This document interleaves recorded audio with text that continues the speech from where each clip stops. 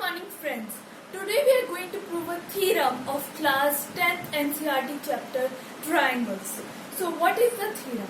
If a line divides any two sides of a triangle in the same ratio, then the line is parallel to the third side. Let's see how can we prove that.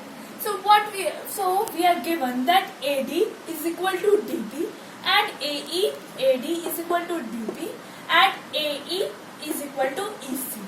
So what we have to prove? We have to prove that DE is parallel to BC.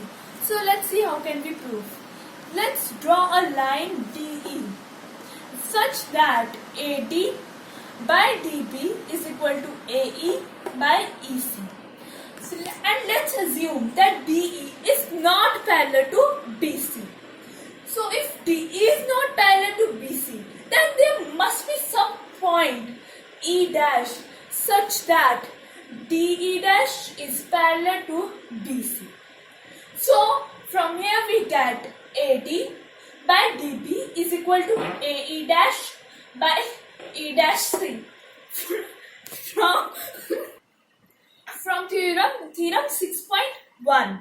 So what was the theorem 6.1? If the lines are parallel, then AD by DB is equal to AE by AC.